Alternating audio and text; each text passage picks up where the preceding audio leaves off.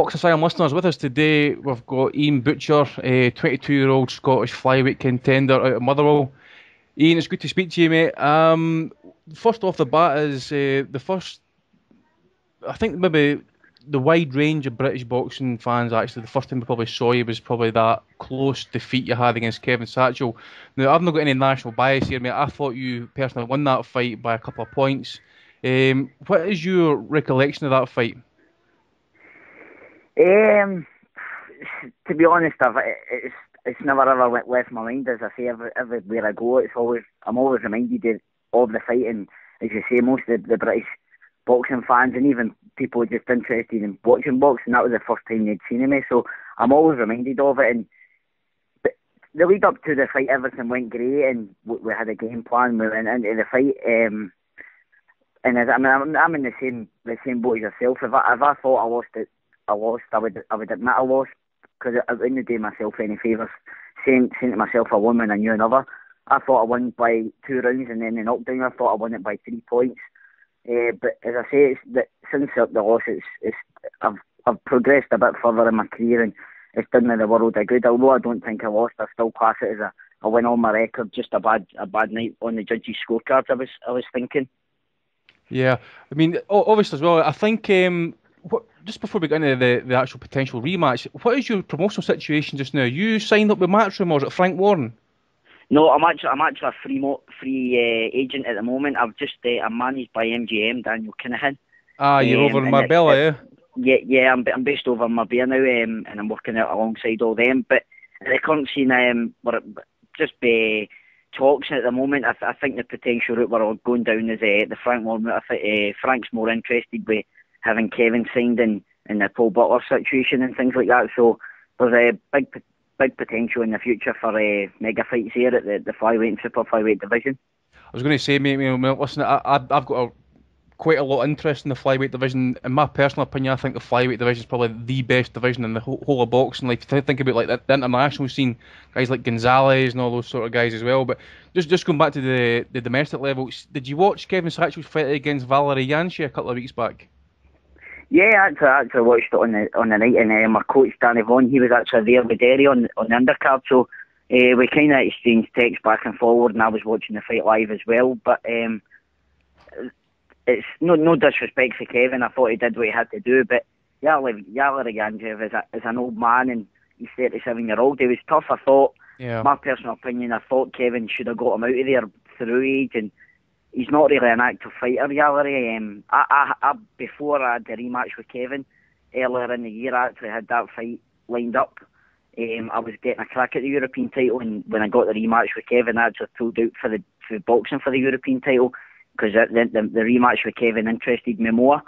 But I was banned for the European committee for a 12-month ban, because I pulled out the fight with no valuable excuse or injury or anything like that. So it was a fight that we had, and we let go to get the rematch, and then obviously Kevin pulled out of the rematch with myself to box for the European title through injury. I think he gave in a sore ankle note to the British Boxing Board of Control. Yeah, that was going to be my next question, actually. I know the rematch was apparently, I think you got an offer from Frank Warren again. I get the rematch on, so I thought it was yourself actually was injured in that fight, but it was actually Kevin Satchell was injured. Yeah, well, the fight was we actually made an offer for Frank Warren, but at the time when I was with Paul Graham, we had a good sponsor at the backing of us, and a good friend of the family and stuff was willing to put the money up and get the purse bids to win it up here, which we actually put in purse bids, and we lost by £1,000. We were told we actually lost by £1,000. We were told. So the rematch was meant to happen, and then I think with about 4 weeks to go, we got a phone call from the board saying that Kevin had handed in a sick note with a broken ankle or a fractured ankle. But as I say, then again, a couple of weeks later, he announced he has his European title fight. So you'll probably know yourself, for loads of politics in boxing. I don't believe for a minute that Kevin was injured. And it's business, and if I was in Kevin's shoes, I would have took the European title fight, because in my personal opinion, it's an easier fight for good money, and it's another belt that he could add to his collection. So in business, he done the right sense, but as I say, on the other hand, I think kind of avoided the fight with myself for the past 6 to 9 months there. Yeah, I spoke to you on Twitter actually. I think I messaged you maybe about 8, 10 months ago, and I actually asked you what the latest was with the Satchel fight, and you personally thought as he wouldn't take the rematch. I was talking to Paddy Barnes actually. I don't know if you actually agree with him, but do you think it's harder to win a European title at amateur level than it is in the professional ranks? I would say so myself, because it just depends. And as I say, the European flyweight title, if when Kevin was going to box for the title, to me it wasn't a hard opponent he had. It was just a tough, old school opponent he had in front of him. If he had boxed the right fight for the first round, I think he could have tired the Yallery out and stopped him late rounds. I think he met him in the middle of the ring and it blew his tank a wee bit, I think, Kevin. But as I say, with the right game plan, I think it was an easy fight for him to win the belt. But I would agree with Paddy that it's a lot harder in the amateurs. It just depends on what champions are about in the professional ranks. I would say, I wouldn't say all the time, but 60-40%, I would say it is a lot harder in the amateurs. I tell you, just a wee fact for you actually. See, since 1903, from the British title came into existence at flyweight, there's only been 84 fights, and if you'd beat Kevin Satchel, you'd have been the 10th Scottish fighter to actually win the title, believe it or not. Yeah. I would actually have made, if I'd won it as well, I think I would have been the youngest person or something like that to win it as well. I think, was it Ryan Rhodes or somebody like that? Right. I think there was somebody along the lines as well, but no, it would have been good to win the British title when I had the first chance round, like I thought I did. Yeah. You've obviously mixed in decent level, amateur level, mate. I mean, you're obviously part of the GB setup down in Sheffield as well. Obviously mixing the likes of Andrew Selby and Luke Campbell and all the guys. What was it like training down at the GB squad? It's the best setup you could really ask for. As I say, that the boys are really looked after down there. You're paid to do what you love doing. You've got quality sparring, so you're never ever looking for sparring partners or just sparring for the sake of sparring. Boys in the gym and stuff like that, they've got a good strength conditioning team around them down there. They've got everything.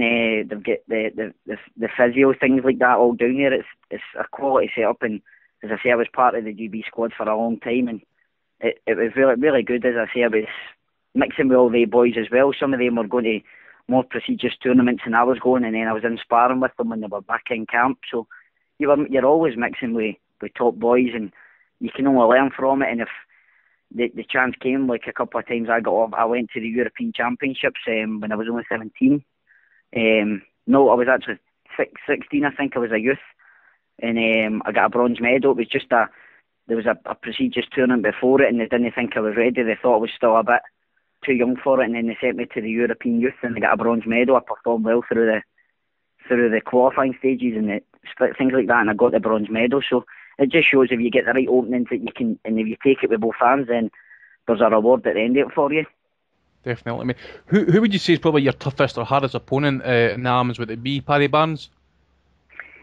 No, I actually thought Paddy Barnes, I wouldn't say that he ran away from me or anything. I think I'd sparred Paddy prior to that in a training camp, before we left to go to Delhi, and he was a lot heavier than me in sparring, and he kind of bullied me a bit. But when we were both at the same weight, I thought I was more stronger than Paddy. But yeah, but that was a hard fight mentally for me as well. I was only 17 in Delhi, and that is, as I say, we'd sit down and we had a group meeting with the Scotland team, and that was a boy that was picked out for me, kind of not to pull in the draw at the first stages, and that was who I got. So before the fight, mentally I was still young, and then with the discussion with the Scotland team and that was the boy they didn't want me to pull, and then I pulled him. So mentally I was a bit down as well on that before I went in, but that was a hard fight as well, yeah.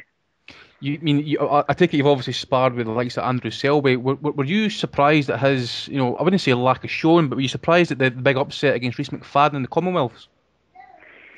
To be honest, no. I already said to folk before the games kicked off, if Andrew Selby's mind wasn't on the job, he wouldn't perform.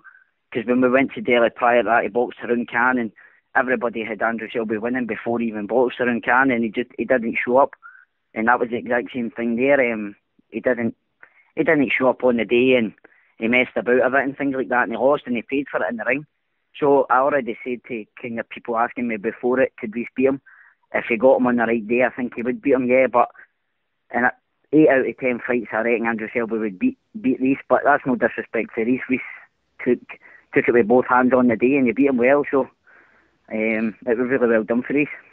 Just before I hand you over to my colleague Alex, which just quick comments on the likes the gold medals won by like Josh Taylor, and obviously the funny character that's Charlie Flynn as well. Yeah, well, Josh, as I say, I travelled a very long time with Josh, and he actually got into the GB squad as I was just leaving. I was with him on the squad for about 6 weeks. I travelled the world with Josh. He's a quality guy, and I think he'll go all the way even when he turns professional, or if he goes to Rio. I think he's got a medal in him in the Olympics or anything like that. And if he turns pro, I reckon he could make it as well if he was the right back and the right team at supporting him when he did it. And Charlie, I don't really see much of Charlie, but that was a big upset in the games, and including myself expected Charlie to win gold. I thought he could medal, but I didn't think he could get gold. I thought there was boys in there that were a better talent, but it just goes to show you, Charlie, if you want it hard enough and that much, then you'll get it.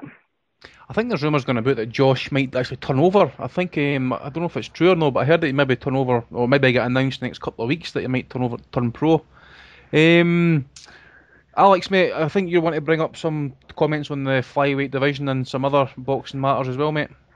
Yeah, I was just going to ask about, domestically, the flyweight and super flyweight scene's getting, increasing a lot. We've got a lot of quality talents coming through now. Obviously, yourself, Kevin Satchell. I was going to ask, what did you think of, what's your opinion of Carrier Fight and Paul Butler at the moment? I think the two of them are progressing really fast. Matchroom and Frank Warren have got both them boxing on a regular basis and at a high level. So I think more on your size part, I think he's going to just miss out the domestic scene, and I don't think they have a European title at super flyweights. I think he's went down the IBF international route, and he's going to chase the IBF world title. I think he's gone more down that route. So as I say, if you've got the right back, and then you can be push forward and progress as fast. And with Cal boxing at a high level as an amateur, he already had a good level of boxing ability and boxing at a high level, so he could be pushed forward a bit more. And Paul Butler was in the same level. He nearly qualified for Beijing and stuff like that. So they boys can push forward a bit. And Paul Butler boxed for the British Commonwealth. He did it the proper way and things like that. So the both of them are pushing really forward and fast in their careers, which I wish them all the best in. How did you think? How did you score the Butler-Stuart Hall fight? I thought Paul Butler, I think he died in the last couple of rounds, but I still thought he did enough at the start. I thought one round to round 8, I thought Paul Butler was in control, maybe only lost a couple of rounds, but I thought he was in control and using the right tactics. As Stuart Hall's really big for bantamweight, so I think Paul stuck to the right game plan, hitting and moving and just in and out rather than getting caught up in a wee bit of a trade with Stuart Hall with the size difference. So actually, I thought Paul Butler won it by 2 rounds when I watched it, yeah.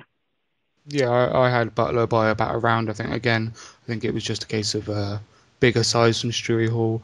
Just going to ask, did you watch the Kovalev-Hopkins fight last night?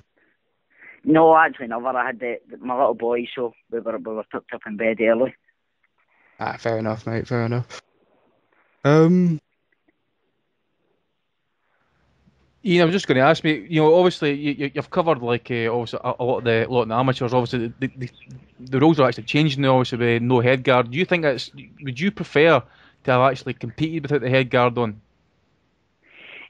No, I actually got to a point in my career where I went to Delhi and the only way I was going to get to a chance to qualify for Olympics was staying at light flyweight, which was far too hard for me. The things that I was asked to do was kind of crazy in my opinion, so I chose to step up to flyweight. And at the kind of time I get told I wouldn't have my chance to qualify with Andrew Selby and Tyler Jaffe being around at the time, and as much money was invested into them, they were the two boys in the running for it. So at that stage of my career, to get myself motivated, I needed a new chapter, and that was the route I went down, turning pro. As I say, the headguards coming off in amateurs, me personally, I don't agree with. There's many boys in amateur clubs I've been in that are leaving the amateur sport because they don't want to be involved. I think they've took away the fun side of it and the hobby side of the amateur career. But for some boys, it'll suit better than other boys. I know what you're saying. I think like so Mick Conlon was actually, I think he was very lucky in the Commonwealth. I think he got cut around about the quarter final stage, and he was kind of lucky to just get through the final, mate. The other thing as well is obviously, I don't know if you get a chance. Obviously, with the flyweight division being international, Japan, Mexico, and stuff, do you actually get a chance to watch some of the top end characters in the division? Yeah, I've actually seen a few of them. I've seen Estrada, the boy boxes in America. I think he's Spanish, but he's over in America.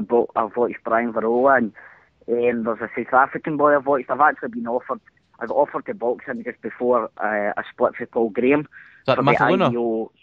That Mataluna, yeah, I got offered to box him for the IBO world title, but at that point I was just transferring for managers and things like that, and I just boxed, so it wasn't quite a right time for me and stuff like that. So I've watched a couple of the boys, and I think, to be honest, me personally is in the same boat as yourself. I think the flyweights is a really hard division when you go international and things like that, and it will be hard to win world titles and things, especially with the amount of international bodies that are kicking about at a high level of boxing. It's unbelievable actually, because I did a bit of research into them just in the middle of this year or start of this year actually. I think anyone from the top 15 to top 20 have got a chance of winning a version of the world title. But yeah, it's as I say, it's a really the level of boxing, as you say, in the top 15 to 20, it's a really high level. It's not like you could pick somebody at number 14 in the division and it'll be an easy fight. I think they are all hard fights. So it wouldn't matter what route you go down. I think it will be a hard fight for any British or, as I say, anybody that's going up for the world titles. It'll be a hard fight for them. obviously, I mean, you're managed by MGM now. What is their plan for you? I mean, are they just try and keep building up towards that British rematch, or is it going to be a European title? Maybe even try and get some Mexicans across to try and build you up to world level. Well, I've hung off. I was actually managing the position since the start of the year there, so we've hung off till now, and then Kevin's just boxed there. So there's a board meeting on Thursday. This Thursday coming, and I'm hoping that he's stripped to the title. If not, the title goes vacant, because I'm still managing the position, and I've read a few reports that Kevin's planning on defending the European title. So he would need to give up the British title regardless of it anyway. But if the offer came along for me to fight Kevin for the British, the Commonwealth and the European title, then I'd happily take the fight in a heartbeat. It's not a fight that I'm fazed by, and like I've said all along, I would happily fight Kevin any time whenever he feels ready or his team feel ready that they want the rematch. But me personally, I don't think I'll get the rematch till it's worthwhile with a world title at stake or loads of money dangled in front of him. But as I say, it's something I'd be willing to do. But at the present moment, I'm just trying to get another fight before the British title fight comes along. I think my manager says we're planning the British title fight for the start of March or the end of February, but I think I'm going to try and get an 8-rounder or a 10-rounder for December to keep myself a bit fresh, rather than, because I've not boxed in about 4 or 5 months, so I need another fight to keep the rust off me and stuff like that and keep me in the gym. Yeah, I was going to ask actually what the future plan was. I mean, what actually happens if Satchel vacates the British? Who would be your challenger for the vacant title?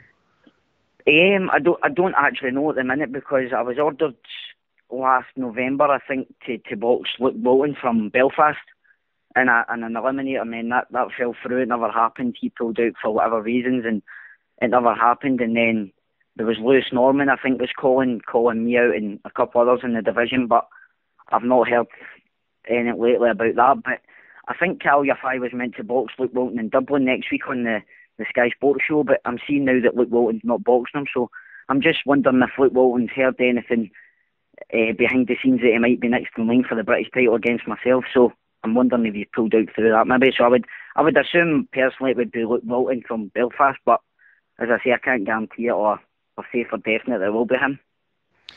You've obviously sparred Ricky Burns. I think he says that he's probably the toughest or probably the best opponent you've faced. I've seen Ricky spar myself in the gym. The guy, his work ethic at the time as world champion was unbelievable. Just in your opinion, how good was he to spar against? Yeah, I've sparred loads of high quality operators. I've did many rounds with Paul Butler. I sparred with him for my full camp for the British title with Kevin. I've sparred Scott Quigg, Ricky Burns as well. But as I say, Ricky was a really hard spar, and it's funny you say that. Ollie John Simpson sparring for his fight next week in Dublin. And I How's he looking? actually say, I was just going to say he's looking sharp. He's took the camp serious. I think he knows. I think he knows himself deep down that if he loses, his kind of career's over or he needs to retire. But he's took it serious. I was in him Friday there, and his weight's spot on. He's not got weight issues. He's told me he's did the camp 100. He's give it 100% anyway. And I've did plenty of rounds with him, and he's looking good and strong. So I'm out of all my hard sparring, as you're saying about Ricky Burns there. He was really, really good spar for me. He's a big lightweight, and as you say, his work ethic is really, it's a high pace the whole way through the sparring. But as I say, I sparred with John for that camp there, and I would probably say as a pro, that's been my toughest spar. That was really up there with tough spars.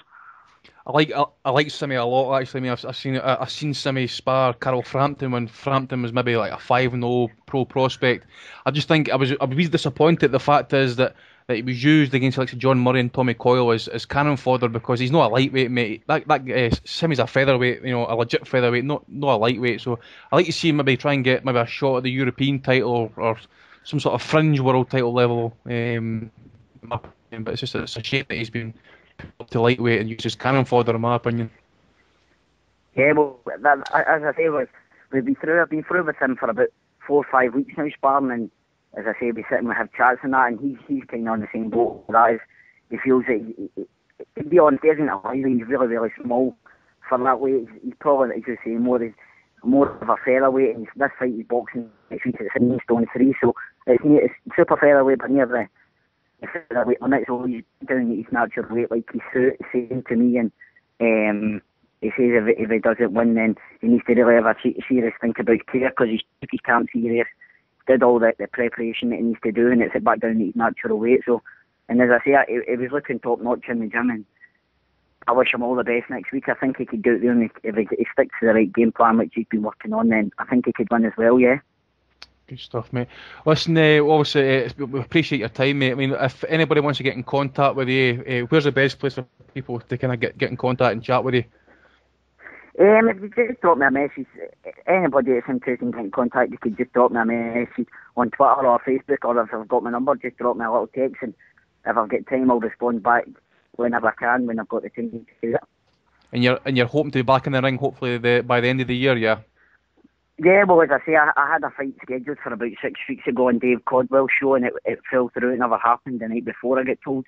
But I'm hoping for an 8 round in December. I'm just waiting. My manager getting back to me. He says he'll have it confirmed in the next couple of days if it's happening or not. So hopefully I find out this week. No problem, mate. We'll keep an eye out for you. Listen, Iain, we really appreciate your time, mate. We'll let you get going now. Seeing it's Sunday evening, we'll let you spend time with your family. But thanks a lot for your time, mate. Yeah, thanks for having me on. I appreciate it. No worries, mate. Thanks the best. All the best for the future, eh? Cheers, mate. Cheers, mate. Yourself. Thanks. Bye. Thanks, bye. Bye. Bye.